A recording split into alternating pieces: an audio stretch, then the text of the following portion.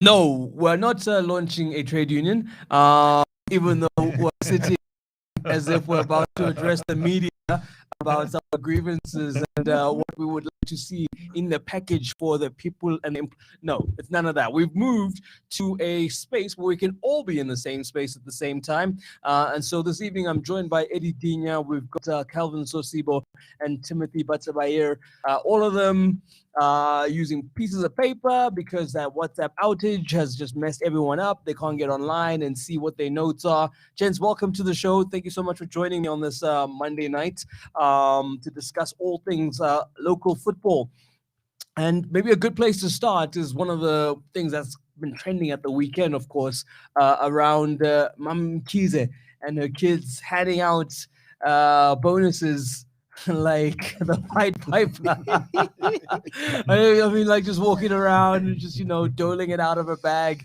I mean, you guys your bonuses, bonuses. You've gotten them in the past. How was it done in the past? And is this a crazy thing? Or did we just see something that happens anyway, but maybe in the locker room? Yeah, it has happened before. Good evening to everybody that's watching us. Thank you for having us, Kamza. Yeah, for us, it has happened, but it was done in a more, I would say, a respectable way, where they will wait for a match to finish, and then we go to the dressing room. Yeah, and they will hand in our small packages. It will be ranging from the amounts that we've been promised, but we'll always have it on a brown envelope. So that's why most of the time you hear a word where they say the brown envelope. But I'm worried about some of the things that took place based on that event. Yeah. I'm worried about the pay as you earn, the money that were given cash. And remember, money that is you being paid, it needs to reflect on your salary. Right. And we know that the Royal AM boss has been chased a lot by SARS. He's been having his own problems. And now I'm looking at a picture where She wants the players to join her. Yes, the players can actually be dragged into that. And again, I'm looking also in the tax brackets as well, in terms of how it's going to pan out. It's what happened to EFT. Let it be known that the money that I'm getting, if it's combined, then when I'm taxed, it's fair. We don't want to have a case whereby now in later stages, we're seeing players that they owe in SARS now. They have to pay SARS because of the money that they've been collecting cash. And it was evident for everybody to see. Eddie, I mean, if one of your players was on that pitch, and you were standing next to him and he's seeing the money being handed out, is this something you want him to be a part of, or do you tell him, just wait here, let everyone else get their money, and then you'll get yours in the corner there? No, actually, I would have told the players, that, listen, don't take it. I mean, that was one that was disrespecting. I mean, the players themselves, because who does that? How do you get paid? It's people who believe that the world revolves around money do that. No, that's why some of the players, they were actually refusing to take the money. Because if it was me after the game, I would quickly run to the changing room, wait for them there. If they call me to come out and get the money, I was going to say, listen, if you're not going to give me in the changing room, then it's fine, take it. I don't want it. Really? Absolutely. That's exposing the players. To what? Listen, okay. Listen, I'm giving you the money. Yeah. On television. Yes. Right. Okay. Hypothetically speaking. Yes. Criminals are watching. Oh, okay. After the game, listen. Let's go to those guys.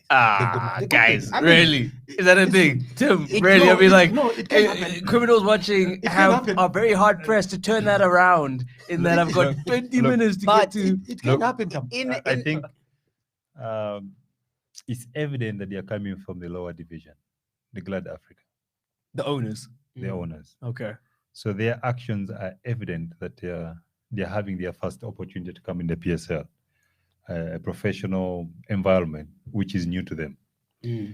I can see this evidence of excitement. They are shocked at the others, the PSL league. But again, I've been nurtured to know that to be respected, you have to command respect. So I'm looking at these players and looking at their bosses, the chairman and the chair lady behaving in that manner, and I'm asking myself, as a player, at what level do you go to respect your boss? Do you respect the boss, or because of their conduct? Because when they say, "Hey, winner, come get your bonus," I'm like, "Wait a minute." Time for sweets. At that moment, there's a moment in the game of football or in athletics when you're finished a game like that, your mind is miles away. It's even dangerous to approach a player in such a state. A player may react wrongly to you, or he may say something wrong to you because it's at a high level of intensity. His heart is not there, his mind is not there. So he may shout later on, realizing that he has shouted to the chairman, and they may lose his job. So whatever is taking place at Royal AM is very unprofessional, uncalled for, and in a way is putting the PSL into disrepute. Because you're getting money onto the field of play and you're dishing it out. If it was towards the end of the league, what if people say the referee was compromised?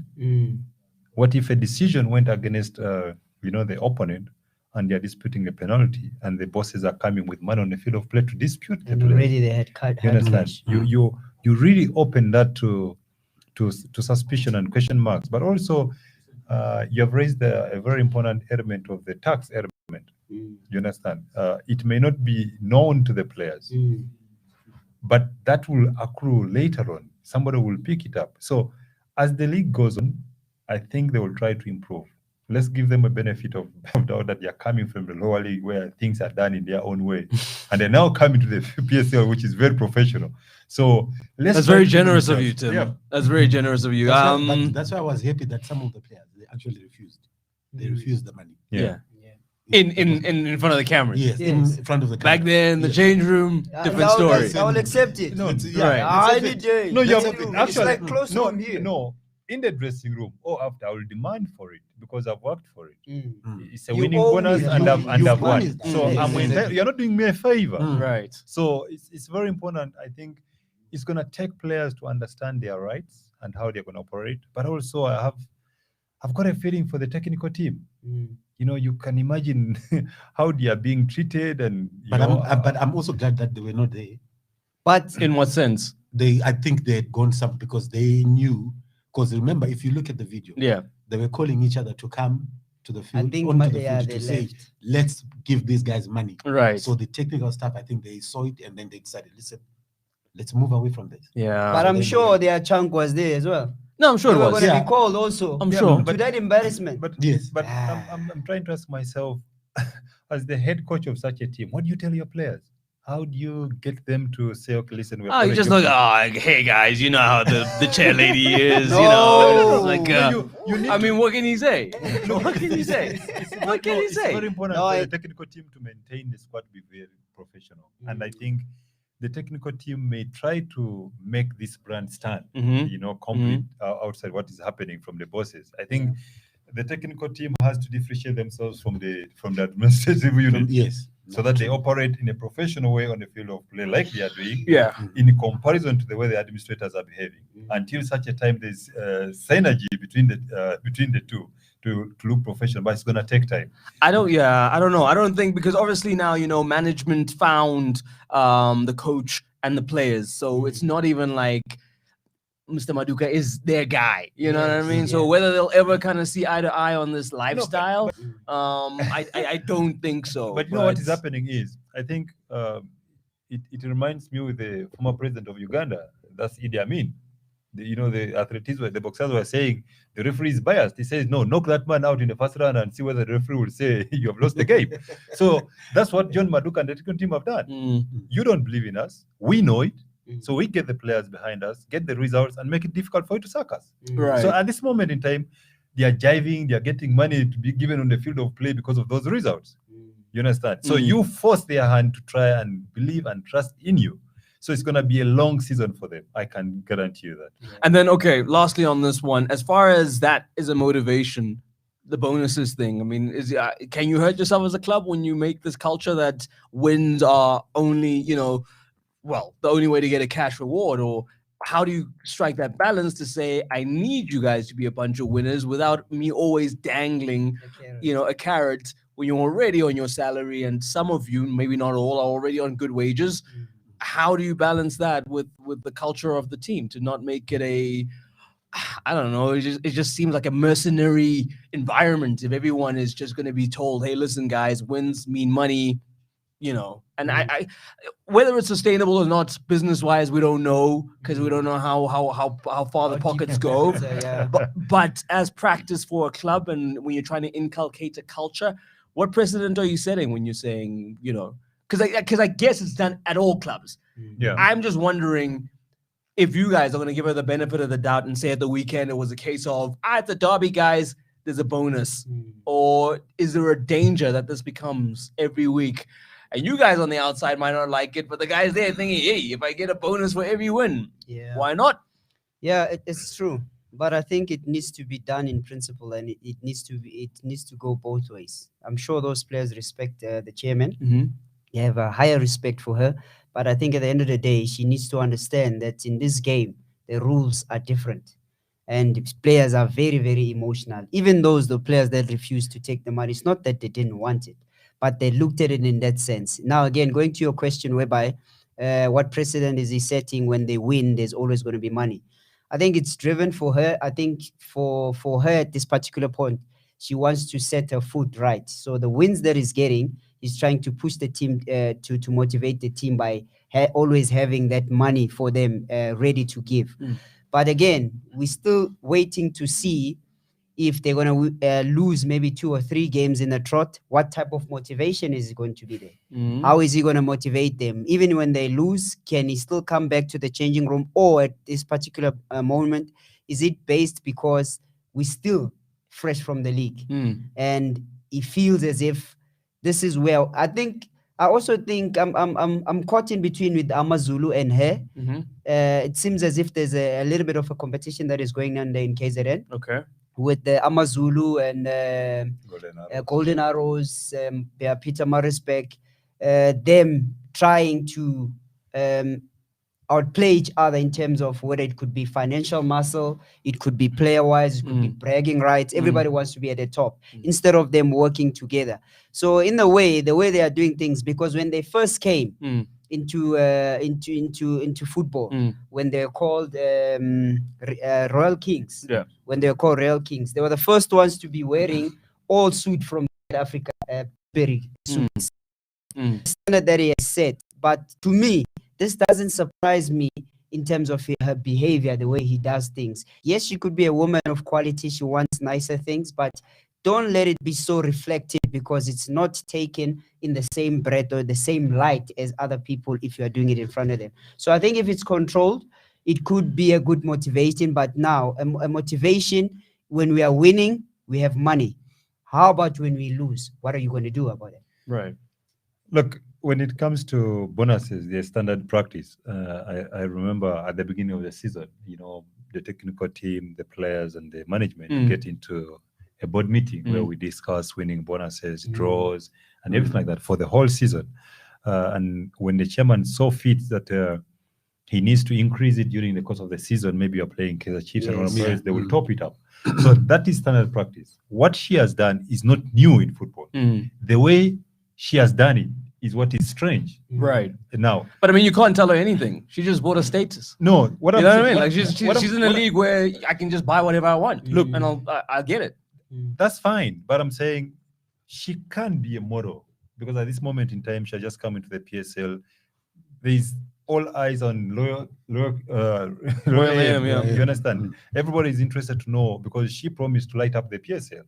And so far, the lighting up we are seeing is not welcome to the PSL. It's quite shocking. That's on Well, I don't think she said it was going to be on their terms. It was going to be on her terms. But you know what? It's very interesting because that's what you need to see in the PSL, that other side of the excitement. But what is interesting is I think the brand to grow. Like I told you, they're coming from the lower division, South Africa. They've got a potential to learn and become better. If their pockets are deep, like we are suspecting they are deep, and they choose to do things professionally, it will be a club that will grow to be a model club in this country. Okay. Well, there's someone that saw us watching all of this with a big bowl of popcorn. Yes. Oh, okay. Yes, there's our money there. Okay. There's our money, yeah. How long has this been going on? Like, you know what I mean? So there's going to be a lot of locker room audits, I fear, on the horizon. And that she set the cat amongst the pigeons with that action. So let's talk about more controversy in KZN. And that was, of course, Amazulu in action against Kaizer Chiefs. Yeah, I mean, it was such a strange decision at the end of the game. But let's go to the beginning. Let's start before. We'll end there because that's, how it worked out. But in the end, I mean, Amazulu at home, it looked like, that game was there for the taking. And, this is what happens when you don't take your chances and you don't punish your opponent. Something may happen, whether you like the decision or not. But that's essentially what happens if you go through a game, Eddie, without killing off an opponent that, for all intents and purposes, let's be honest, Chiefs are out of sorts at the moment. Yeah, I think, credit good. I mean, for me, I think credit should go to Benny. I think he did his homework very well. I mean, if you look at the chances that Amazulu created, I mean, as you said, if they should have punished them, then we would be talking a different story. And I liked how his front four, like Memela, Cisse, Maduna, and Tuli, they gave Chiefs a torrid time, especially in the second half. I think Benny had a very serious talk with them because when they came out, it was a different Amazulu. So I think him playing, the way that he did, he deserves to win. Or as you said, that we're gonna come to the penalty. But in terms of his tactics and how he wanted his boy to play, they actually did very well. Is Stuart Baxter an easy coach to figure out, or to plan for? It seems like he doesn't have that. I don't know, that je ne sais quoi, that hidden thing that he had the last time. The last time he hit us with transition and whatnot, everyone was like, wow. He introduced us to many terms. But Exactly. Now it just seems like everyone has his number. Watching Kaizer Chiefs play against Amazon, I had the feeling that the better team was Kaizer Chiefs, and I will explain why. They are really struggling to get the team to play as Kaizer Chiefs. So drawing against Amazon, it ends up that they are the better team. They are the winners on that day. They should have lost that game, but they did not lose. Now, when you look at the way they are trying to play, they're trying to do the high press. Now, you are finding that the person leading the line, they are leaving those gaps, and the opponents are still passing balls in between. If they get the way they are being coached and they want them to play, it's difficult to beat. If you look at the likes of Kambabiri and that Dolly, and the link-up play is right there. If they get to have their compact, the backline very intact, get those play, they're going to be a team that is going to grow in strength. Now, when you come to Amazul, Benny's thinking is all written with the players. They have got his confidence. They have got his swagger as a player. Now, as a coach, whatever he's telling them to do, it is rubbing off. They are doing it. They are passing well. They need to start scoring goals. The coach is doing the talking, not boosting his squad in the media. The players are appreciating it. It's a team to watch. That is a team that is willing to compete and grow in strength. Now, if Amazon starts scoring goals, no one will stop them. Yeah, I have a different feel to that because when I saw how Benny set up, Benny set up more into defensively, not trying to attack much because he was trying to search for Chiefs in terms of the application. He knows that they will always stick with their 4-3-3. That's why Benny came with this 4-1-4-1, meaning that numerical superiority will always be in the middle, and knowing that with the Cole Alexander that will be playing and the Nobo. It's not a good pairing because they're still missing a player that has to protect the back three. For starters, if they're building, if they're on building play, it's more numbers for Chiefs when it comes to the middle. But on defense, this is where Benny works against them. That's why he said they couldn't match. Why they couldn't match? Because you're finding Blom, who's always caught up in his recovery level, that is always late. And then you find a Nange that is outstretched, being played more far on the right, and then they let Ngobo occupy and Cole Alexander occupy the center part, which is there versus they had Buchanan, they had Makaula, and then they have Cisse. What does that say? In terms of them playing or their counter press, it was more effective for Benny to always find those pockets to play behind Chiefs, because they knew that they're coming with three. In the middle, they can deal with it.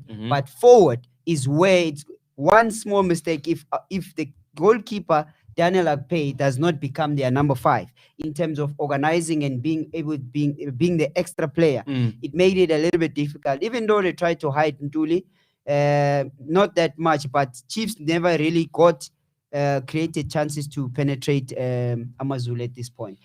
That's why even Velimot became the man of the match on this game. Yeah, no, he was clutching a couple of those situations. I think that quote you were looking for from Benny was, Chiefs don't really have the quality to open us up, to break us through, and then create clear goal-scoring opportunities. Eddie, is that true? I mean, there's a whole Keegan Dolly in there. There's a Kamabiliat in there. There's quality, but for Coach Benny to say there's no quality to open his side up, what do you think makes you? I mean, do you agree with him? Yeah, no, definitely. You don't think Chiefs have the quality? Listen, if you close the supply and you try to find the spaces where if Kama gets the ball or Dolly, and then if you close those spaces, and then there is nothing Chiefs at all. And then they don't have the weapons either to try and break down that defense. Absolutely.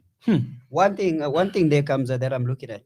They tried to fit Parker there as the old Parker, but now it wasn't much effective on that. Okay. And the struggle again is still when it comes to the number 9.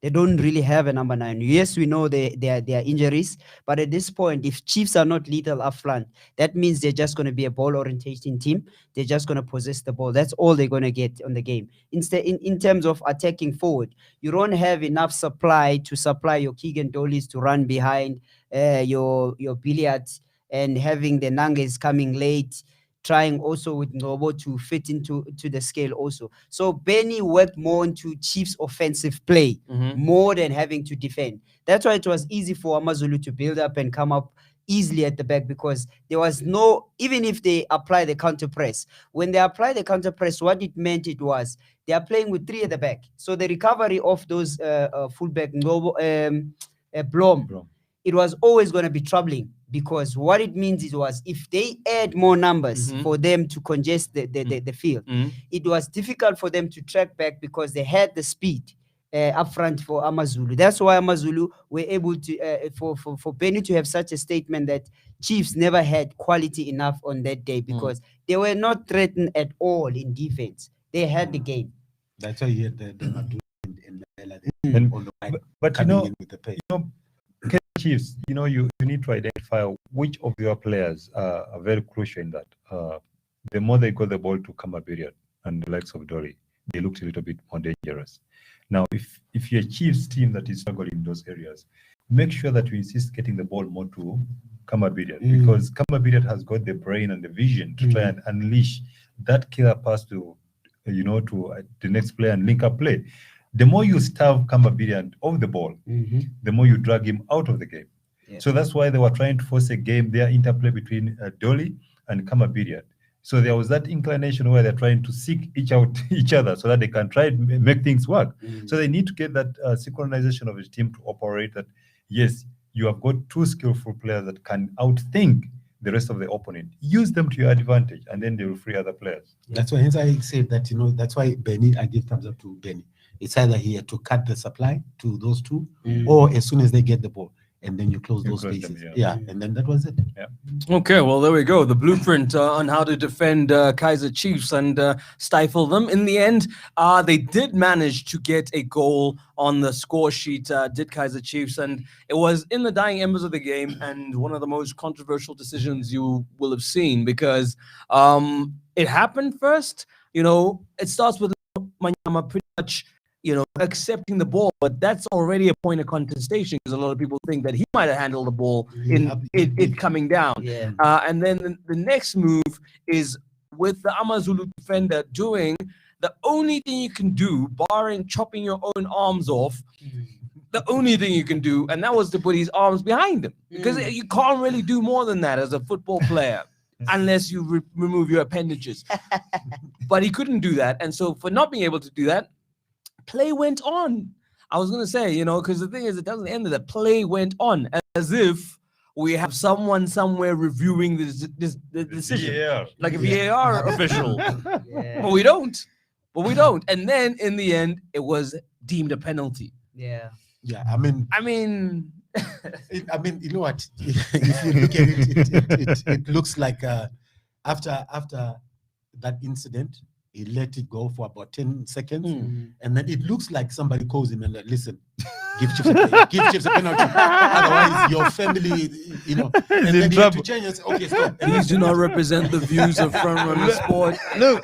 Any litigation must have. Look, but sorry, but it was absolutely shocking. I mean, you can't, even if it was the assistant referee that had said, listen, it's a penalty. Yeah. I think he is the one that can root that one out to say, listen, because if he saw it and did not blow the whistle, that means it wasn't a penalty. Right. But then when they were talking and then he stopped the play and then say penalty. So I was asking myself, who has more power now between the referee and what if though the assistant is saying to him, I saw exactly. it. Otherwise, he would have even go to him and say, listen, no, that wasn't a penalty. Dina, well, you know what's interesting is this. For example, Kabza has alluded to the fact that as a player, you try to hide his hands and the ball hit his hand. The question is, was it obstructing play to the Chiefs player? If that was right, then he gives advantage to see if a Chiefs player will pick the ball, and it wasn't. Now, that moment of thinking on the part of the referee in that minute of the game is shocking. Yeah, I think on my side, I don't know. I think I've read somewhere that they reviewed the handball. That now it starts from here down. But rules keeps on changing all the time. So I don't know whether. But even then, the ball hit the defender. It hit the shoulder. It did not. I'm aware. I've watched it. I think. Yes, I'm aware. Is he your player? I'm aware. I'm just trying to correct is I'm trying to get into the referees. I'm saying even though the ball hit here, that was still not a penalty. Even if it hit on the bicep, with the new law, it wasn't a penalty still. So now referees are always under scrutiny when it comes to officiating of these high games or temperamental game or BMT matches. They always fall short when it comes to these matches. I think there needs to be something that is done for the referees. Maybe they need to always go to a refresher course, start again, relook at their games, because I mean, for you to give such a decision, somebody's status might go.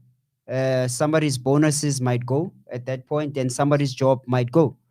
A coach can lose his job with a decision that we may take that can affect the whole teams. It might be maybe my last game. If I lose that game, then that's me out. And I think there will be consequences for him. No, I'm glad. It tends to happen. The referees get put on ice when they make big blunders like this. They get put to fourth official. I think it should be put to the Glad Africa to to officiate some games down there to get better. I mean, Jelly's been in that situation before. One of the things. But I'm glad Benny didn't make mention of it. Well, he didn't want the DC, right? He didn't want to talk about it. You're not allowed to. Anyway. No, it doesn't matter. He's known to be open-minded. He doesn't mind facing the DC and paying the fine. Pinches your pocket. But I'm saying he'd rather spend sports bet with that money. The fact of the matter that Benny went into praise of his squad, of his team, of how they played. It's showing the maturity of what Benny is becoming and the trust and belief he has got in his players. So for me, I believe that I think whatever result it was, I think Chiefs survived to live another day to get 1 point from such a game. And I think it gives them confidence. I had Baxter saying, yes, we showed character to refuse to be beat. I think that was being politically correct. His team was almost out of thought in that game against Amazul. So going forward, I think the referees need to up their game so that they don't ruin a beautiful game at this moment in time, so that we can get those on the field of play and don't want somebody crying foul because of the referee decisions. But you know, I mean, I'm still here to be corrected. Remember, I think it was Sundowns penalty shootouts. I can remember who they were playing, and Onyang. I mean, Kennedy. Oh, Kennedy when it was what He was saved, the I think, about quarterfinal 4, yes, for MTN. Yes. Yeah, he saved about 4 penalties. outside the line. Yeah, we stepped outside the Yes. line. Off, yeah. off his line. And Yes.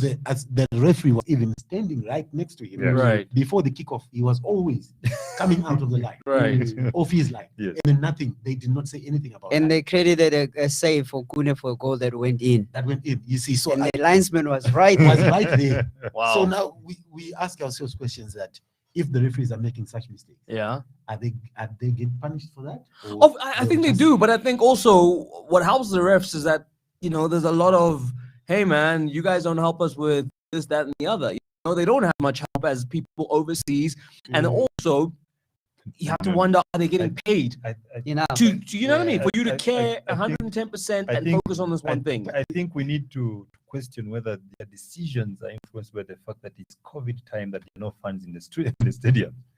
Because they, Well, then they that seem one- to be acting No, the but way the they want Chiefs one now. doesn't even make any sense That then. doesn't- It Yeah. makes even You less sense understand? because Exactly. that one, if there was a pressure and, you know, From- everywhere Chiefs Yeah. go is a home game. It's a home So, game. you know, maybe the pressure.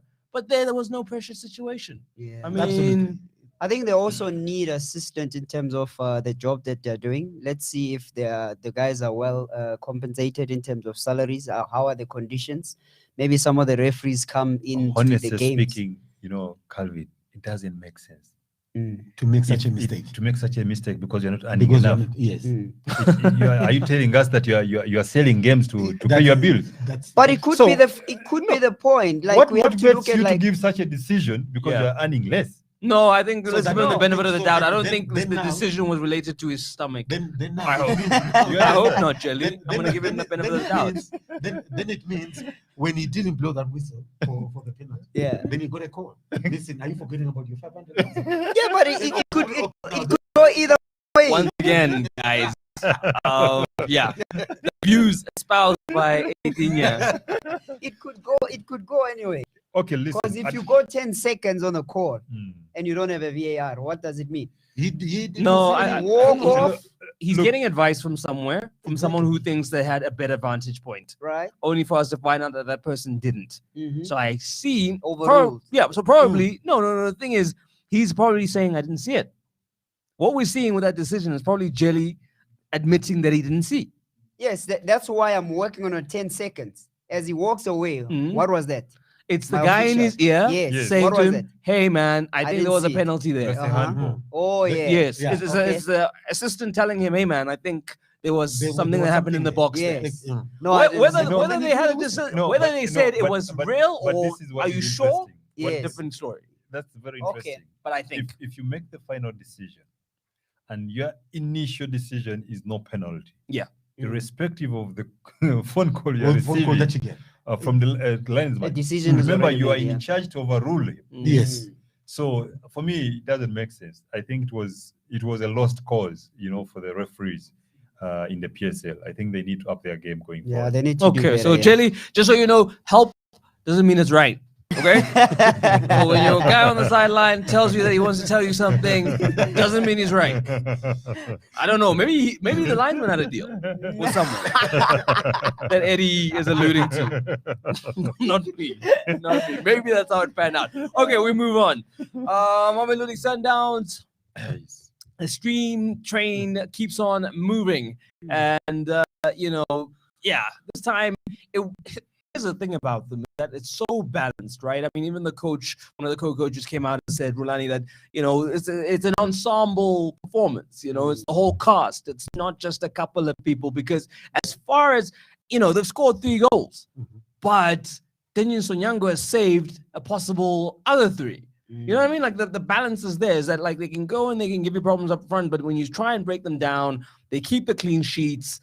Their keeper shows you why he plays in the team that he plays in, and he's the number 1 guy in Africa, as far as South African-based keepers are concerned anyway. So what do you do here? I mean, you honestly need the whole squad to get COVID or something for all the other teams to stand a chance, because here we go, man. Simo Tlala, You can tell he's got the energy and the will to try change things around.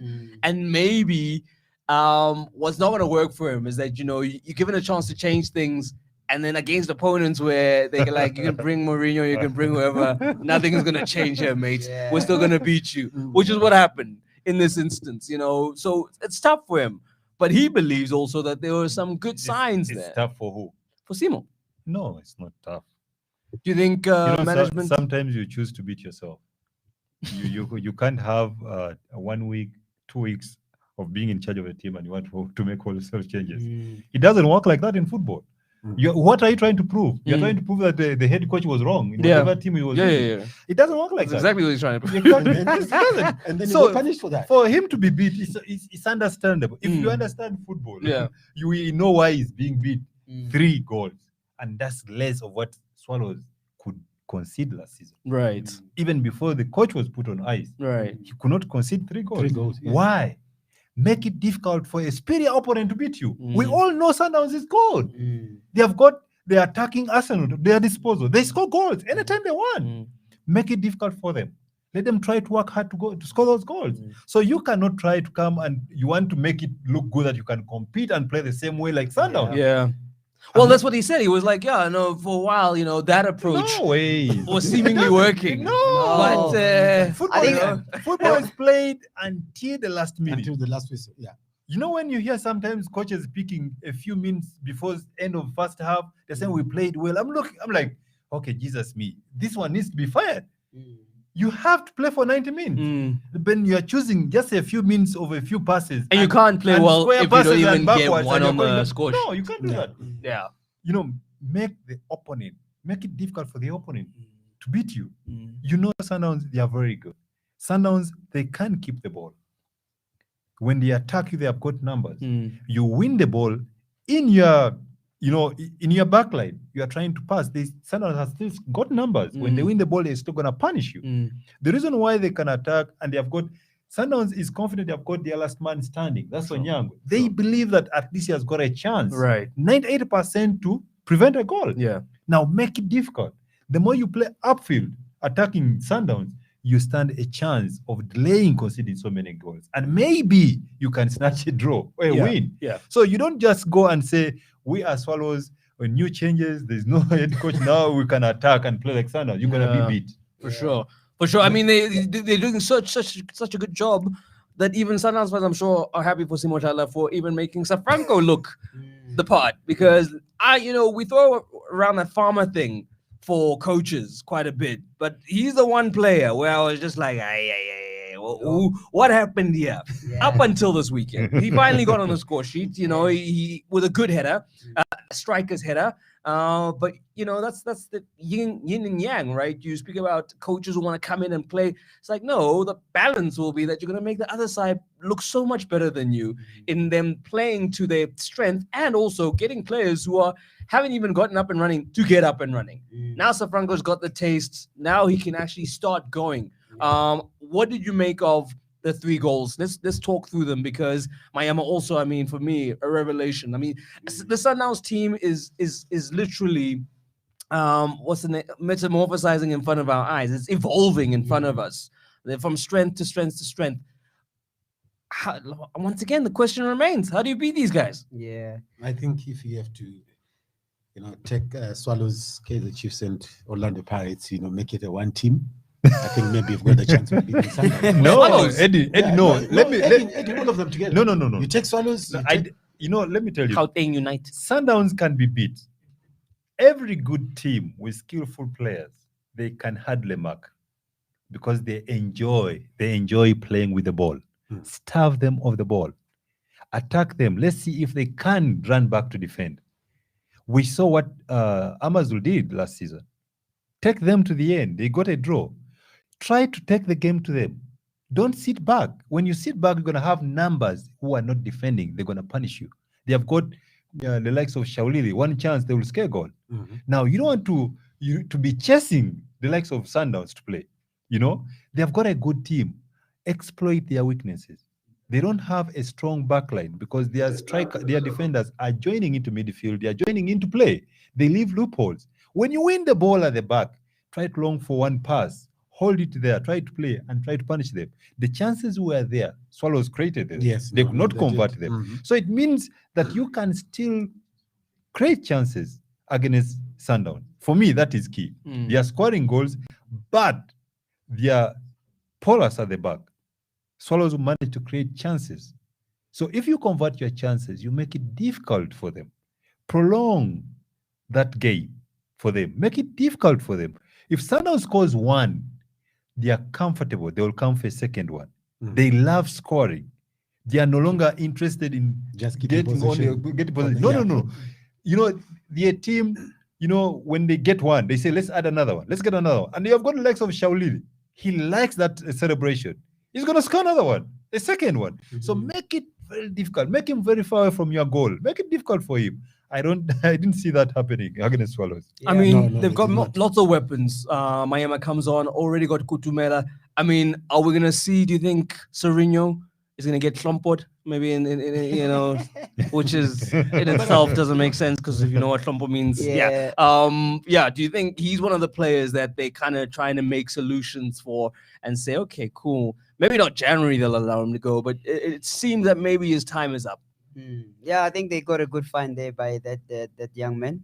I think he's doing absolutely well. He links up play very well. I think he's bonding and he's gelling. His confidence is coming out. His personality, his way of playing, speed, and he looks like he's been doing it a while. Yeah. You know, So I think settled. when you're under a lot of when you are surrounded by quality, you become quality. And all those players that are there by Sundowns, they know exactly what to do, when, how, ball orientation, keeping position, finding spaces, making sure that in zones, this is where they pick up to a second gear, third gear, fourth gear, finish the orient once they are sleeping.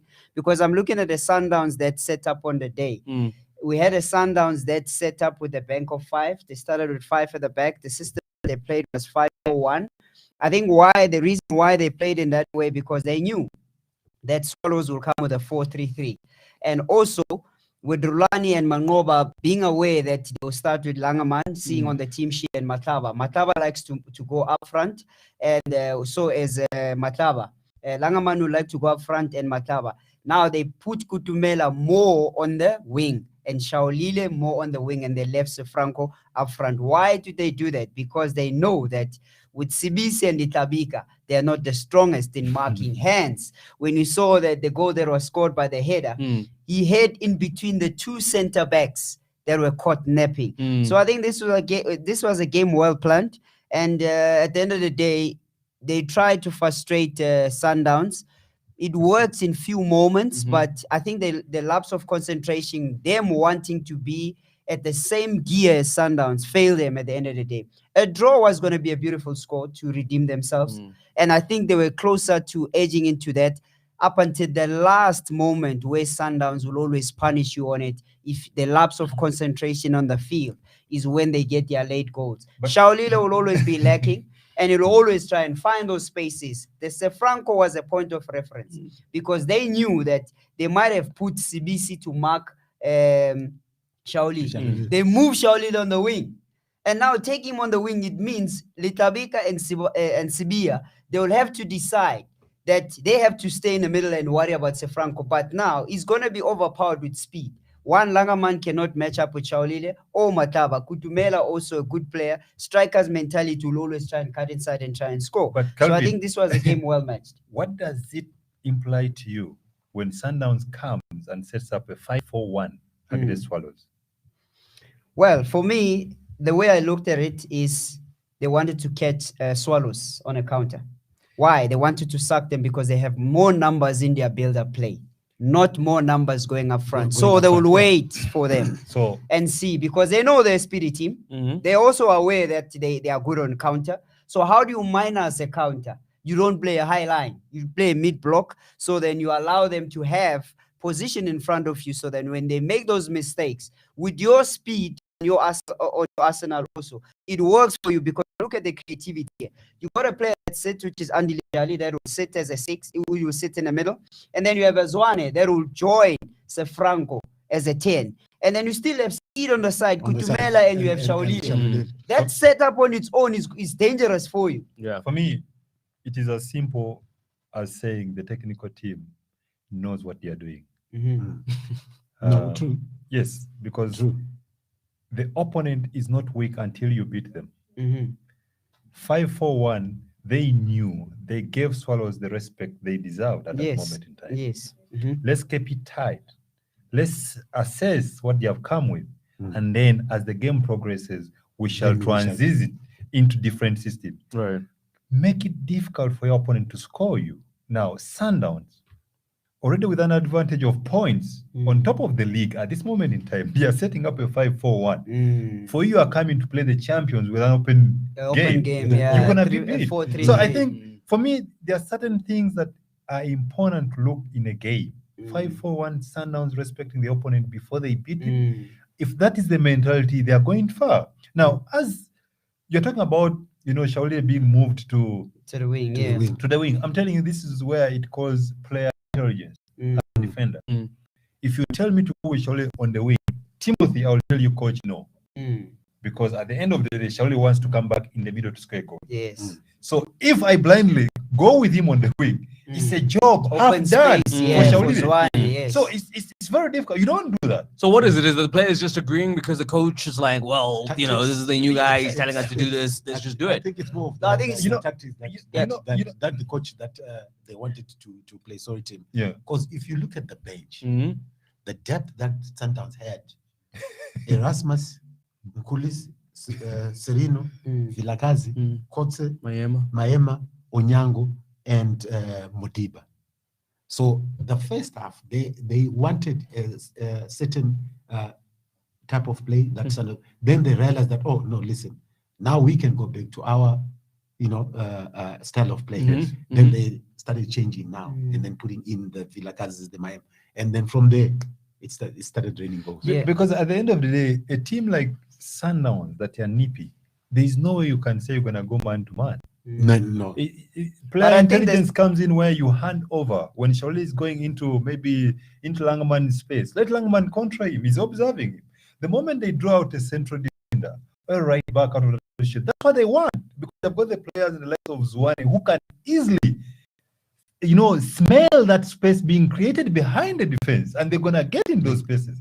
So make it difficult. Remain compact at the back four.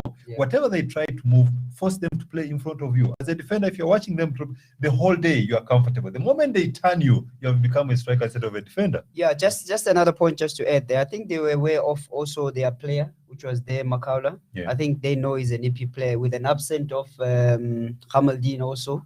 They saw fit that if they apply that system, they always knew again that they have the Solomon with Speedy, Makaula, Solomon. I think they could have introduced Solomon and Makaula starting the game. It was going to give Sundowns a little bit of a problem. But when Sundowns set up a mid-block, it means to you that they are saying, yes, come, but can you deal with us? So when it's time for Swallows to defend, they were always going to be caught because their system allows them to add more numbers in the middle, trying to push up for a goal. You cannot be offensive when you're playing with Sundowns. I think I feel that Swallows could have adopted the 5-4-1 for them. Yes. It's fair for them to take up that system, considering that let Sundowns come with a 4-3-3 hybrid, or they come with a 4-4-2. It's okay. Then we can deal with it. For the personality that was kept on the bench that Eddie has pointed out, it shows that the coach was waiting for them to fall asleep for them to introduce those players, then to kill them, to finish the game. Because those players were well placed in a sense that if these plans start working, let's tire them and make sure that they forget about our way of playing. Yeah. Let's move Shaulile wide. Right. He runs the wingers tired, and then they stop attacking. Once they stop attacking, this is our chance now to open up the game and start going into them. Because the goals that were scored, you could see that was lapse of concentration in the box. No. They were tired. They were made. That's what I'm trying to say. That's what I'm trying to say. Yeah. How do you make a team get tired?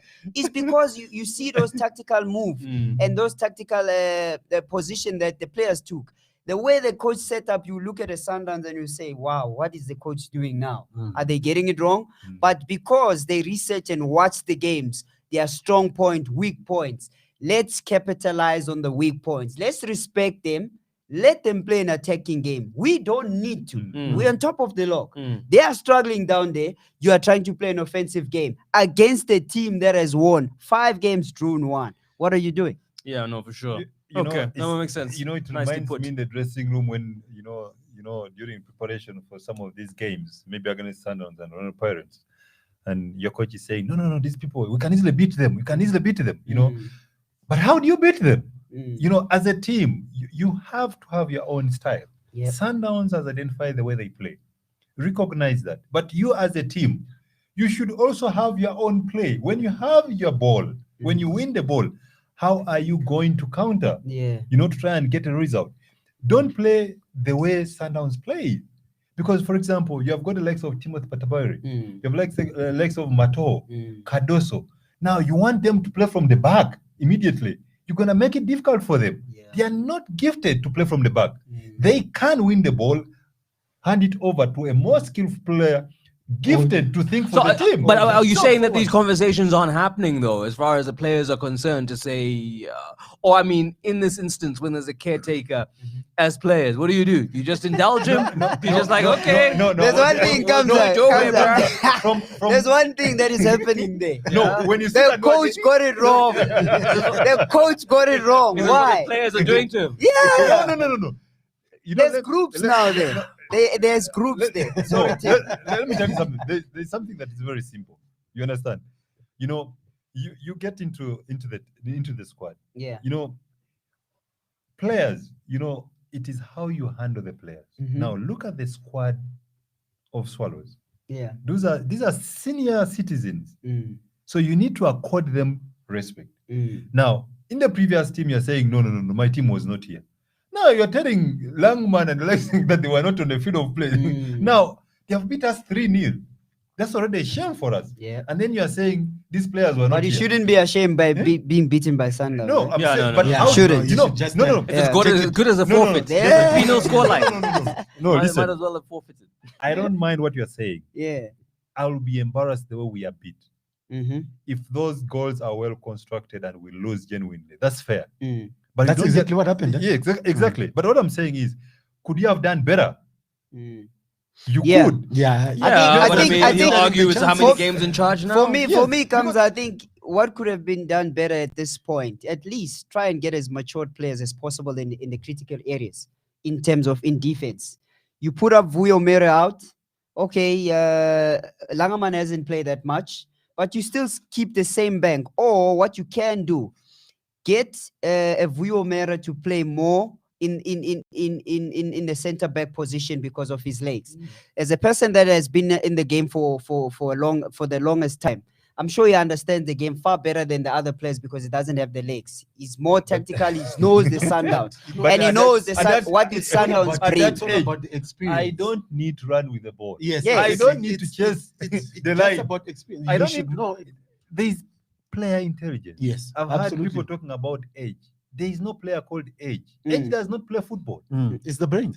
Not true. What I'm trying to say is, so set up your team. My point is, more matured players on controlling the sensitive areas means the coach speaking of the team.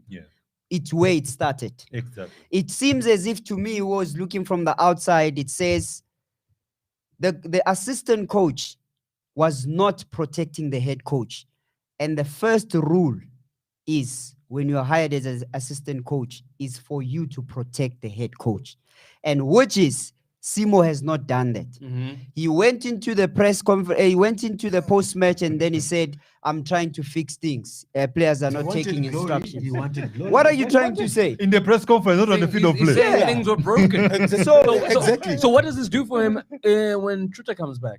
I mean, that's what is it interesting. breaks the relationship because now I'm not going to trust you as a head coach because your job is to protect me as a coach. Because if I come in, Tim is coaching, he asked me to come in on board, or I'm being employed to be an assistant coach. What I will do is anything that Tim wants us to do, I'm with him. But if I'm pressured by management to say, hey, you're also good as far as this guy, you've worked together, and now you start spilling the beans.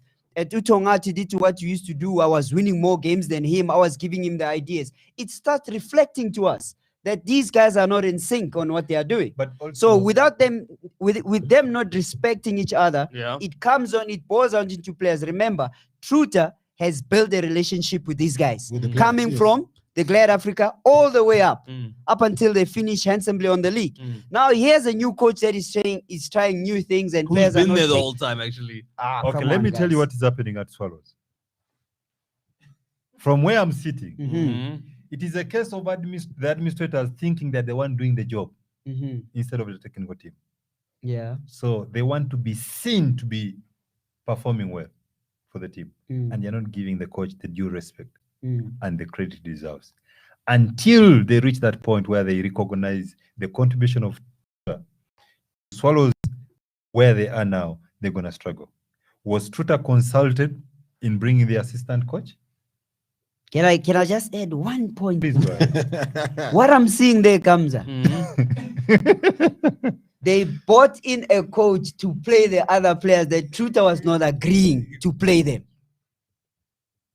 And so Simo came in and played all the players that were not being played by Sign. And they were being, so management was like, here you go, here's your chance, feel those guys, we signed them. For sure. So the guy that is on garden leave, forget him. Yeah, but this doesn't make sense then. What are management saying? Because the guy who signed those people and realizes they're not good enough to kind of help them right now, they think they know better than him.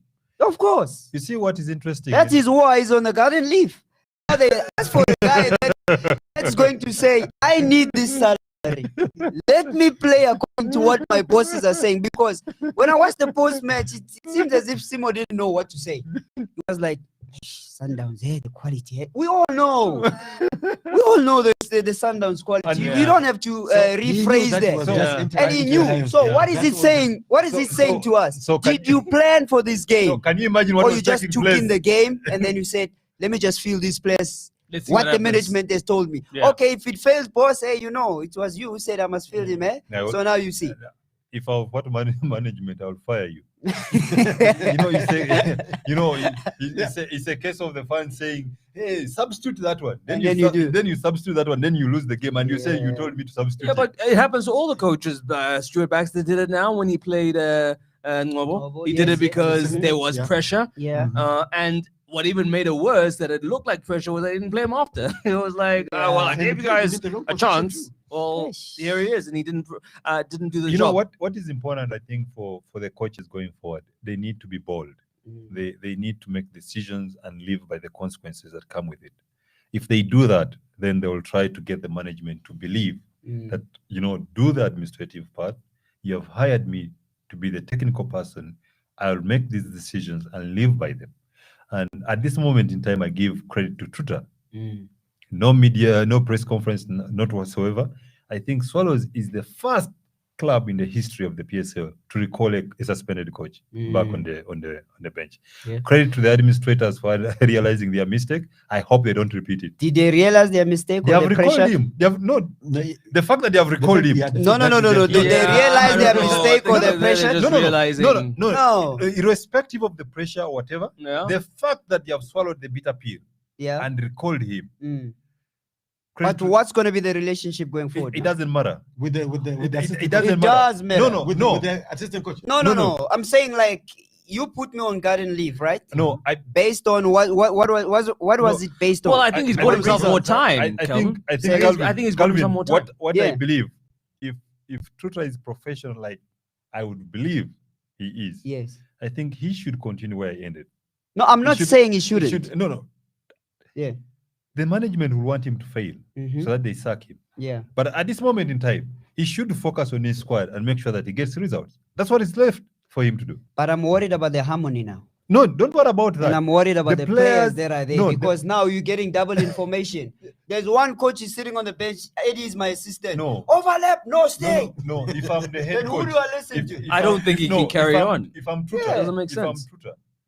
I'll tell my assistant that I'll let you know when to stand up and give instructions. That I'll make it Yeah, very clear. No, It's gonna be two. No, swallows. I think it's going to be two bulls on Yeah, one it's gonna crowd. be- No, but Two bulls on one crowd. you know what? I think one has to go. Two teams. Okay, even Kamza Because himself. Remember, Simo said it also.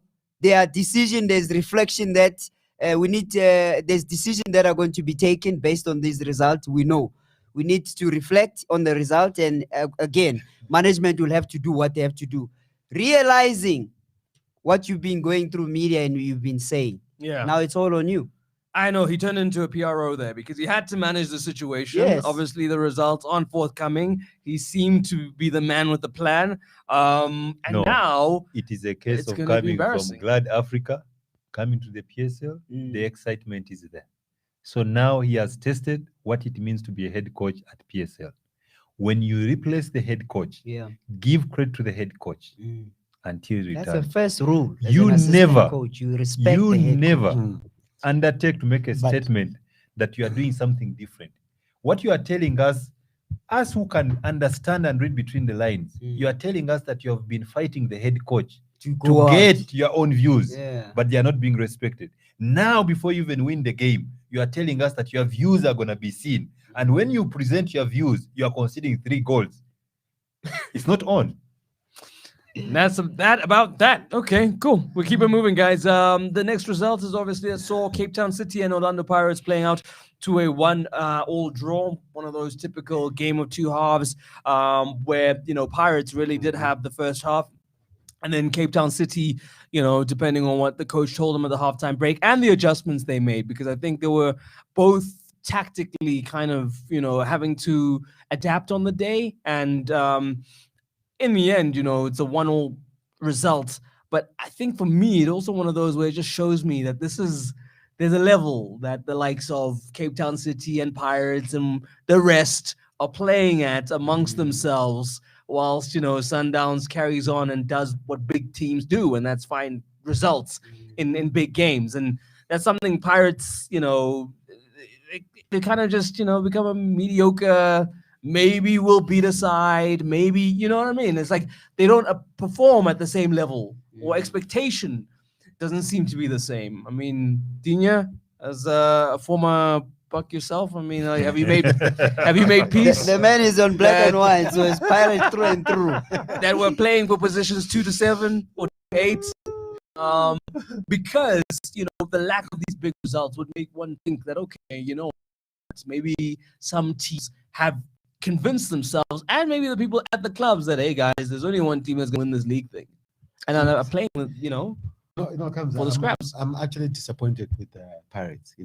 I mean, if you look at first half, the way that they played first half, I mean, they looked like that Pirates that really wanted to win the game. Right. But then when they came back second half, it was a totally different Orlando Pirates. Right. And now we should now allow these players to take responsibility, because you cannot blame the coaches for that. What are you doing on the field of play? Right. So you need, like this, you leading 1-0, and then you come back, and then you change. It's like they switched off. It's like they were not even there. Yeah. It's like you're watching Pirates under 15s play. Right. And so by doing that, then they allowed Cape Town City to Dina, come back. was it Cape Town City good enough? It's too good for Pirates, or you're watching under 15? No, no. Second half, Yeah. it changed. The complexion of the game changed. Yeah. I think Cape Town, what made a difference was the setting up of Eric Tinkler. I think the formation made it difficult for Pirates. Yeah. As you can see, he overloaded the middle. He played with the Mokeke, Masheho, and Nodada. So there was no way they were going to break through that middle. And trying to hide Pule and Zukamanja. You have Felix that is strong on his 1v1, very good on the air. And you have Mubara, who also can play, who can attack, good pass off the ball, reads the game well. So the reason why he set up with 3 was he knew the one-on-one they can take a risk, because they have still Mukeke, who will filter in and be the one who's going to play next to Fasika. So if he plays together like that, they will always minus Mabasa, because Mabasa is one player that likes to sit on the box. So in that sense, it made it easy for Tami to always go up and Dansani to have to have those spaces behind Shandu, because Shandu, if you watch most of his game, he's good on the ball, but I think as a defender, he's not offering much to Orlando Pirates in terms of the defensive duties. Going forward, starting play on the build-up attack is good.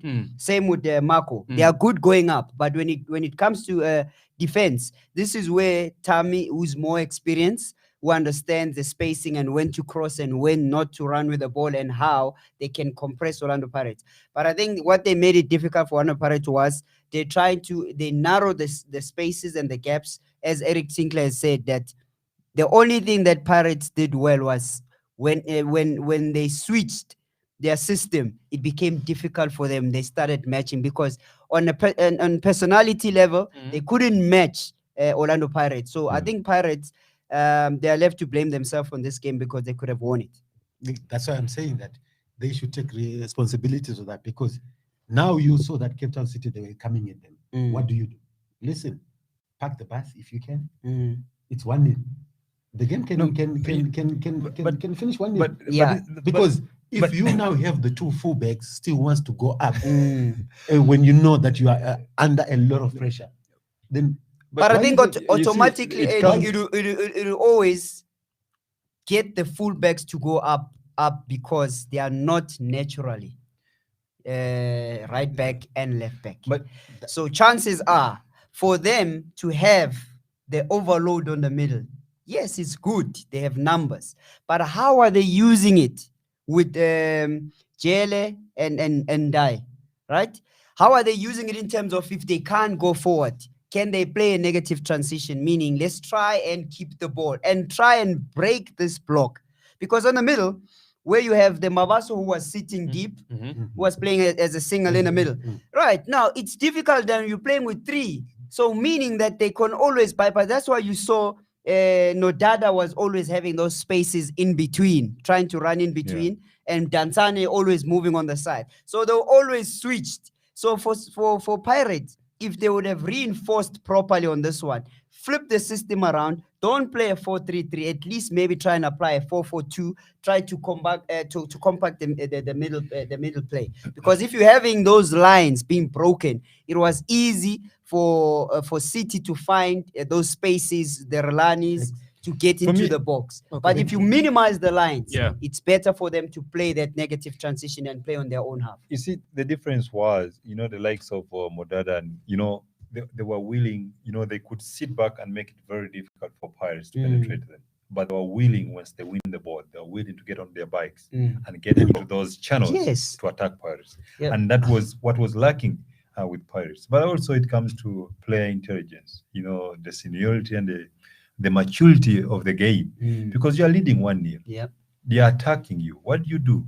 Get the ball in the channels, hold it there, try to play it, frustrate them, because they're going to need a lot of energy to come back to defend and try win the ball and then attack you. So you don't again pack the bus and sit back and wait them to play on an offensive level. There's this thing I'm seeing in most teams in the PSL, whereby they win the ball when they are trying to attack and immediately they drop off. You understand? Now, why do you drop off immediately? Exactly. You are there. Because you are nearer the ball. Press it there. If you win it, you're closer to the goal to punish the opponent. But then you're turning your back and running back. And I'm like, Jesus me, what's going on? Isn't that negative transition? No, very. No. I think it is. I think it is. So when do you use it? When don't you? Okay, you use it into you use it so that it could work for you. When you play the negative transition, it will mean when you have position and you see the team is sitting at the back, you try and recycle the ball to draw them out. Right. If they still sit, you still maintain position. Those that will chase up front, they will chase, but they will be outnumbered. So now when you do that, you're opening up other spaces to play up until the whole line will step up. If they don't step up, we are going to find solution. It's either on the side or we get our 9 to drop to come and receive the ball. So now in the case where team is saying teams are dropping, it's working against many teams. Why? Because if they can counter press right there, chances are if you make me uncomfortable with the ball, as defender, I will try and play safety first. But if you are allowing me or you're giving me the luxury to play, I'll be like, you're dropping back, let me recycle, I can carry. Now, as you drop back, I'm stealing the yards to come to you. So as I steal the yards to come to you, now you have to organize your defense. And remember, we just attacked. That means you are disjointed at that time. If you look at Sundowns doing it well, but but on Pirates game, if they had to gain possession in the final third, why do we have to push? Let's move slowly, so that when they want to come, and then we are still in blocks. That's all that they wanted to do. I think, but they wanted to attack. now you can see that you are under pressure, but you think still wants to go. Well, Eddie, I'm sorry, I'm going to interject. I want you to grab this guy, and I want him to put him in the line of sight, because you're speaking to us, but the mic is over there. So I think I'm very angry. I can tell. So mad that all mic technique goes out the window. I feel for you. But then all of this considered, then who is this a bad result for? Because it seems like on either side, one of these coaches, maybe both, would have gone back and thought, yes, I should have won that. That was an easy game for Pirates. Yeah? Pirates should have collected maximum points. So Cape Town City didn't do enough in the second half to think. Pirates came in with a setup that they don't want to be scored. And Pirates surprised them, they scored. But now Pirates could not protect their lead. And now again, them dropping back, just to answer on that one, Eddie, I think they were still skeptic on the center back that they just introduced, trying to play a high line. I saw he's not the quickest, but in terms of aerial presence, is good. Also playing from the ground, not that convincingly, but I think with Jele being around him, it made it a little bit comfortable. So I think that Jele would have given a command to at least let's balance him out instead of exposing him, because he's still getting used to South African football. So now if you push too high with the speed that City has, no, that was going to be suicide. Not too high. At least you leave a very good distance between yourself, the last line, and the goalkeeper. But you see, there's this theory that the defenders are not fast and everything like that. For me, it's all about the intelligence, because if you know that you are a pace slower, then don't get into the center line. Your positioning will be better, Do your position early. Get in those positions, and they know that. That's not a weakness. Just get the intelligence to get into those angles. Stop the play. For example, what was killing Pirates was simple. When they drop back, the person releasing the likes of Don and the like was having the freedom to choose whether I can play a through ball, a long ball. Cut that out. Once you cut that out, the danger is done at the back. There was no exposure at the back. So it is some basic things that even players themselves can identify during the course of the game, even without the coaches telling them to do. Identify, this gentleman is very fast. Now, he's not a bullet. Block that space as a defender. Block that space in advance. By the time he wants to get in there, he finds you there. He can't go through you. He has to find other means. So convert your slowness into intelligence. Just use your body. Stand in that space because looking for that space. You won't go through it. Hence, I said that I'll blame the players. I'll blame the players. 100%. The player intelligence on the field of play is very important. But also, I think also the command team coming from Happy Jele, as much as they were not having a good run and they were trying not to concede. Yes, maybe one goal that they've conceded, maybe they will take that as a new pairing. We also need to be considerate of that. Also, maybe the coach trying to find a solution around Happy Jele and Tyson, that's why they brought in a player on that position. So for me, I also feel that the new player was just trying to take instructions from Happy. Not that he's the least intelligent player. They signed him for a reason, and I think he's good enough to fit for Orlando Pirates. It's just a matter of time. He gets confident, and then he starts showing us his true colors. Yes, we saw the glimpse of it. Good. He's going to help Pirates a lot. And he didn't look like a liability. The handball was unfortunate. For me, what is important, what I'm looking for, is is that relationship between the players and the coach. For example, if Happy Jerry is seen to be communicating, trying to say, listen, this guy is taking us in the channels, making us run, getting out of position. If the coaches agree with him and then they try to encourage other players to listen and they can share that information before they can communicate with the coach, I think once you have that relationship, then that's very good. Because some coaches will think that this player is thinking that he's a coach. And then they will misunderstand that communication that is being, because defender, you are seeing the whole, you have a bad view of the whole field of play. You can know even before the pass is played that's going to, but how do you get that to understand? Get the likes of pulley, when you are recovering, recover and rest on the center line. Don't drop your legs and stay wide up. Rest in the right position so that when we have got possession, we can start with you to initiate those attacks. Those are, better practices that you have to inbuild within yourself to try and get the team play. Everyone behind the football. Simple as that. How do you fix that in the next coming weeks? Obviously, there's the international break. You guys have been in these real-time training situations. How do you address that? How do you address one strong 45 and not a strong second 45? All these things, which seem to me, like you guys are alluding to, it's player intelligence, and it's not really things that can be taught. It's things that, with your experience, with the level, what club you play for, how much we're paying you, you need to know these things. Like surely something must come standard for what I'm paying. First and foremost, in this FIFA break, they should listen to front runner. They will pick some of these points from this one. Yeah. And then they can incorporate in their training session. I can see Coach Kelvin there thinking, anyone looking to sign him, he gets paid in Bitcoin. It's very important because this is why I already say a junior player should come through the process to dislodge a senior player, as opposed to pushing out the senior player because they are choosing him of being old.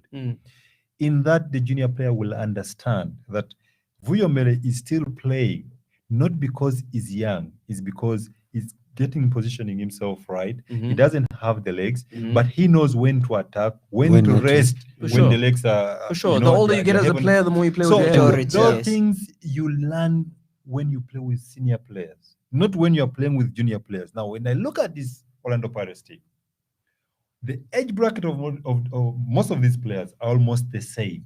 They will hardly listen and respect one another. That leadership is lacking. Compare this Orlando Pirates team with Sundowns. Almost all players on the Sundowns team, if they speak to a junior player, he will chase like a mad dog to win that ball. There's that respect because you have seen these senior players win all the trophies. Right. So once you get that right, it becomes easy on the field of play. Right. As a central defender, you are able to command your central midfield, your right backs, to get into those positions so that you do the simple things. If Happy Jiri and these central defenders are commanding well, they will not be tired for the whole 90 minutes because the job will be half done. Okay. Well, there we go. Just few points that I've just noted down. Few points that I've just noted down. I think with Orlando Pirates, they need a high level of communication, starting from the back, midfield to strikers. I think if that is dealt with in this FIFA break, it's going to benefit them a lot. And also trying to keep the chains intact, meaning from defense, let's let them try and give their utmost best in terms of protecting the goalkeeper and the midfielders trying to protect the defense and the strikers trying to help also in defense to have more numbers. So you call those ones blockchain. So when you have that blockchain, if you know your strikers are doing their job in terms of helping us defensively and midfielders, that's when you're not going to have gaps in between them, and also motivate each other. It's very important for players to make sure that even if I know Eddie's not having a good day, but it's my responsibility to pick him up and make sure that he's in line as in sync with the project. No, don't let us see that Eddie's going through a crisis somewhere else while he's on the field. Right. I think those are some of the I just heard blockchain. or if they don't understand the blockchain, then, as I said, let us just for I mean, fall back. Fall back. Yeah, Get everybody behind the like- ball. It's simple as It's simple as that. If you don't understand you know- blockchain, it's get behind the You know, ball. it's simple, but you know Simple. what? Words are confusing.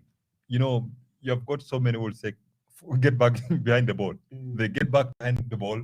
They have the numbers. And then what? None is marking. They are still conceding goals. Right. Exactly. Then that's the problem. So that's why we need the players' intelligence. So that's why, as a defender, you have to play almost 4 positions. That's a must. Yeah. That because you're gonna cover the right back, you're gonna cover the central midfield, you're gonna add Central numbers. pairing, yes. So you're gonna play more than that position. That's why during training, it's very important to watch whatever each player is doing, which drill the coach is saying the striker is doing. Because when you go upfield, you're no longer a defender.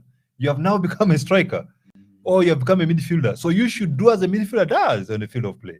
So that sync is very important. So, and that harmony, players like Pirates, they have to create that harmony to love each other, have those jokes. Once you have that, it comes into the game as a team and you win games. Yeah.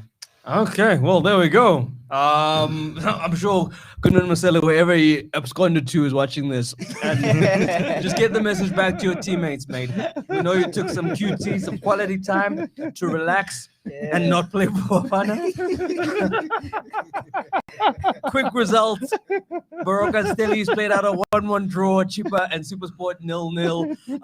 Skukune heaping more pressure on TS Galaxy. I wonder though, if you're Sean Bartlett, you go into that game, you're like, well, you've replaced me already, so I don't really care what happens here today, guys. Enjoy yourselves. I mean, as a coach, you know what I mean? Like, because I would have thought that as someone who's done what he's done at Golden Arrows and has been able to take charge of her, he'd get a chance. I mean, heck, Simo Lala's getting a chance. So I'm sure if you're Sean Butler, you're wondering, why didn't I get an opportunity? Next thing, the owner of your club is mates with some player that he knew back then, who's now happened to go get his coaching badges. And now we've got a whole new experiment on our hands, gents. You're at the bottom of the table, and you're going to play Football Manager and bring in a German coach, who we all know Germans are tactically adept and whatnot. But honestly, as his first assignment, what do you guys anticipate? The cool kids say it'll end in tears. I don't want to say that, but I think it might. Yeah. Do you disagree or agree with me? I mean, the new manager bounce can only get you so far, right? When you come in from Europe, we've got these ideas of the player intelligence that you expect the players to be at. I don't know. I feel he might come here and be a little frustrated. Obviously, Sean is the buffer. He's supposed to help translate and break things down and make them more palatable for the players. But it just seems like a strange gamble. Bottom of the table. Yeah. Maybe before the season, like Barumo Gallants have done, you take a punt because you give him a preseason and whatnot. But is that what this international break is going to be? Is that what? I think listen, I mean, if it was me, the German coach, I would have just, allow Sean Bartlett to, Continue. Listen, and then at the meantime, I'll be studying and getting to know the system, the culture, the players, things like that, even from Sean Bartlett, himself. And Right. Gradually. Where has that happened, Eddie? It has happened. You speaking. It sounds like I've never known of coaches who arrive to kind of give themselves time. Usually they jump into the hot seat and they go. And then you get beaten. Yeah. Of course, but I mean, Then that's what I'm saying. Like you have a new way of thinking about it. I just don't know if it's ever been done like that. It is simple. What is transpiring here is mistrust. Mistrust. So, yes, because now, if you are appointed just a few days to the game, and you are really accepted that Sean is going to be your assistant, I think it's of courtesy to let him be in charge of that game, because you've got the advantage of the international break, Right. to try and acclimatize, get to know the players, and try to start instilling, what you want into these players. Sean has been with the team. He knows what they did during the off season, the preseason. He knows how that periodization of the players. Right. So if you are in good communication at that particular moment in time, you let him be in charge of that game, and then after you share the notes, try to win the confidence of each other, try to grow that trust, because trust is grown over time. So the moment you come and you discard Sean, from where I'm sitting, I'm this German coach is saying, okay, you are the assistant from the one who has been sacked. How much can I trust you? With the team, let me be in charge immediately. So, but I mean, is it not what we're waiting to see, Tim, is a measure of this coach? Is in how much or how little he changes? Is that maybe going to be how you see whether this guy has come in, a la Simodala, and destroyed and changed everything? Or will the hallmark of him kind of just being a little bit smart about his position come in and not try to change too much? Yeah. Look, if you look at this TS Galaxy team, they are physically well drilled. That's no doubt about that. Right. So it's gonna more about the technical discipline on the field of play and when to exploit their chances. Right. So physically, I think they are top notch. So he has got the advantage of the international break, that he can try to mold the system that is going to be playing, because they've been playing 1-against-1, 1v1, man marking and everything like that. They were using more energy to try and utilize the opponent. That's why always they are conceding towards the end in the second half and everything like that, because they're using more energy to try and neutralize the opponent, as opposed to them using their advantage to punish the opponent. So whilst that wasn't good, Owen has given them a good start, as a good basis. The foundation is there. Yeah. On physical, yes. Physically, yes. Not Tactically, playing wise. not technically. No. But you see, because the results are telling. The results are telling. I think, sorry, Tim. I think on that one, the incoming coach, in terms of fitness, he doesn't need to worry about that. Right. He has to work in terms of tactics. So him positioning himself as a coach as you coming and this international breaks, it gives you time to know which player has to play in what position according to their fitness. Because with players playing at a high level, you can easily coach them the basics of knowing what to do, because the ability is there. Right. So for the coach that is coming, he just has to sprinkle in a little bit of the European side in terms of the tactical work and playing as a unit, and trying to have create more scoring opportunities, and also defend well as a team, because that has been the Achilles heel for them. They're trying to play at the back, but you can't play at the back and you're always reactional, because every time when TX Galaxy try to play from the back, they lose the ball and they always find one thing, and that's why there's always gaps and they concede goals. So a coach that will come, surely he will change the system. Maybe we'll see a more TX Galaxy that is going to be on the front foot trying to attack. But at this point, they need to start at the base and try to play consecutively, trying to minimize them being scored more goals, and also try and create at this particular moment, because you can't go full throttle wanting to win, because you're exposing yourself. Firstly, you need to pick your confidence. And I think at this time, as a coach, the incoming coach, you'll have to work on the confidence of the players, trying to get the team harmony, the team spirit, and make sure again that he pairs players according to their abilities and strength, because fitness, we cannot question them. Okay, well, let's see. It'll be interesting to see what kind of ideas he does implement in this break. But of course, one of the things that's being bandied about, and obviously the league chairman also came out, Dr. Ankola, saying that they're looking maybe to incentivize fans to go back to the stadiums by saying that you can if you're fully vaccinated. Is everyone fully vaccinated? Yeah. It is. Fully vaccinated. Maybe we have an anti-vaxxer amongst us. Yeah. Okay, We're good. We're by the stadiums. Okay, so we're all back at the stadiums, but it sounds like a good idea, though. To get people back supporting the teams. What does that mean? The return of crowds, and for who? Because I think it's kind of worked out for the smaller guys, in inverted commas, because some of the big teams don't have the support, don't have that 12th man and whatnot, and it's kind of also at times exposed some teams that actually, without the hype and the noise, you don't have what it takes to win a football match. So, this COVID is very disastrous. It has shown that some players play according to the fans, as opposed to playing football. Yeah. And many teams have suffered. Yeah. So, do you think there's teams that would have been doing better in crowd situations than they are right now? Yes. Kaizer Chiefs would be one of them. Yeah. No doubt about it. There's more pressure for Chiefs There's Pirates. and Yes, Pirates. because Sundowns. the fans demand results. If you're playing for the likes of Chiefs, Pirates, you can't lose a game and walk the streets. So you'll make sure that you win the game. Yeah. You know, you're answerable to the fans, and it comes through. So with COVID, yeah, they have not.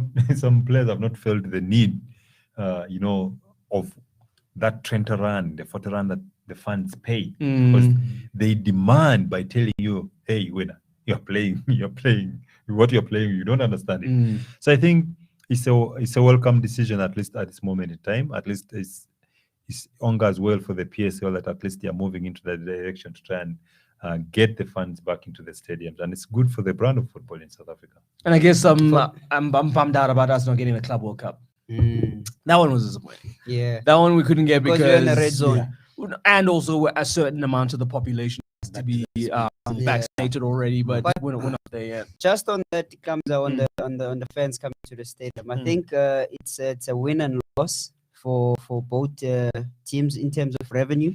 The big teams have lost a lot in revenue onto their fans. Also, the smaller teams, the little that they were making also is affecting them. I think on real time, still fans will still come at you when you are losing. It's just that now when you're at the stadium, you feel that pressure. There's still pressure when they're watching you from TV because they come across at you in the malls, streets. Where do you guys see all these soccer players, bro? They're around. I don't.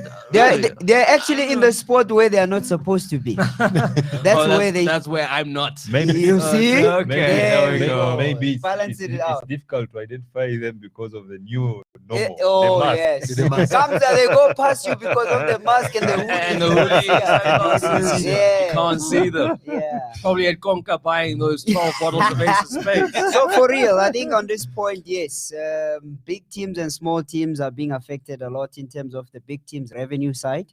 Their fans also having their 12 men, even though these three teams take the bulk of the support.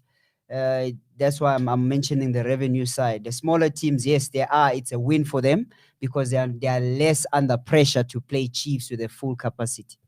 Okay. So we'll see how that one pans out, but exciting times, at least with the notion that maybe we might just get some football for the fans anyway in a live situation.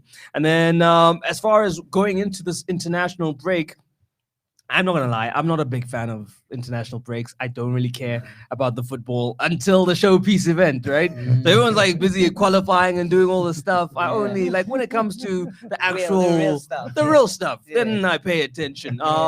But as someone like myself, the stop-start nature of all these games in the league season as well.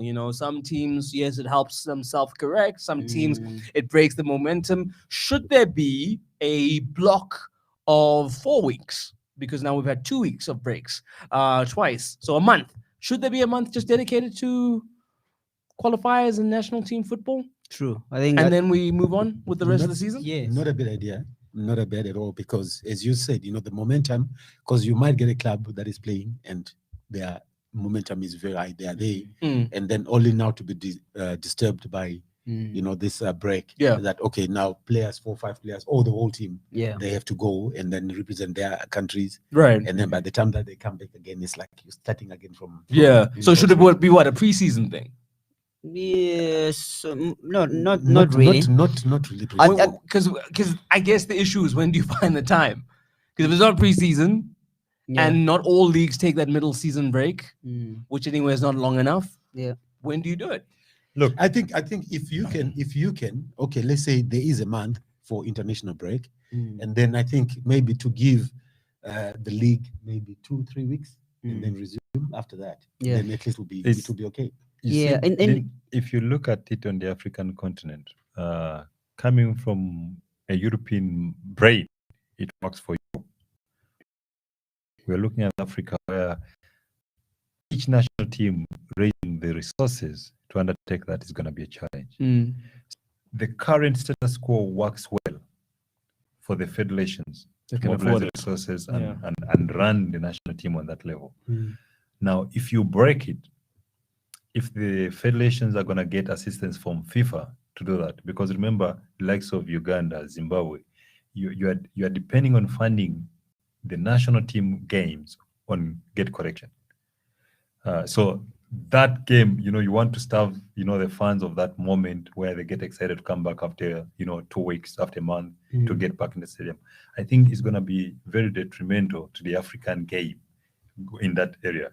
If you're looking at the local domestic league, it may be enticing to try and try it out. But from where I'm sitting, the way African federations really are operating, it will be very challenging. Yeah, that's a good point to bring up as far as the economics are concerned. That I guess if you have too much of something kind of on the go, then it loses that special nature where people want to kind of go and get it. And I mean, yeah, it makes sense. Let's see. I think they do need to be maybe more. Or maybe it's perfect the way it is. I mean, some people like the break and the variety going from league. But I mean, let's be honest, league is the most competitive. And, international football, it's the luck of the draw. It's like, or what your federation are smart enough to put in place. Yes, yeah. But for a lot of African federations, there's not been that foresight to plan a team 8 years ahead of time. Yeah. There's none of that. For example, the question is, which football do you love watching in South Africa? Is it the PSL or Bafana play? PSL. It's the PSL. Yeah. So where are the numbers? Yeah. I guess. I mean, but England as well. A lot of people would rather watch the Premier League than watch the national team, even though they're doing better than they've been in recent times. Yeah. Okay, so there we have it, folks. Thank you so much. We've done a marathon session live on YouTube. Thank you so much for tuning in and joining us in our new digs. And no, yes. Have you got something to say? No. Blockbuster chain. Because he's making it seem like, well, I've all my points are covered. all your points are covered. I'm scratching. So what started out looking like a news conference with bad news has been a great session of illuminating news from the rest of my panel. Your thoughts have been great. Eritinya, Calvin Sosibo, Timothy Batabayera. Thank you so much, guys, for joining me this evening. And thank you to you, too, for tuning in. We'll catch up. What's happening? What? You're coming in? Oh, okay. Oh, the boss is here. The boss has got something to say. Okay, here we go. I'm looking at that screen and you haven't pitched up on YouTube yet. Don't forget But to there we go. subscribe. Don't forget to subscribe. Thank you for supporting the channel. And thank you for supporting the channel. Subscribe. Subscribe.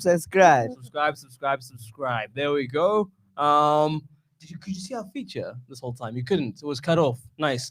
Cool. We'll do it again in a week's time, guys. Thank you so much for tuning in. Check us out on the interwebs at Front Sports on social media. For myself, Kamumbata, and my panel. Good night. Night. Right.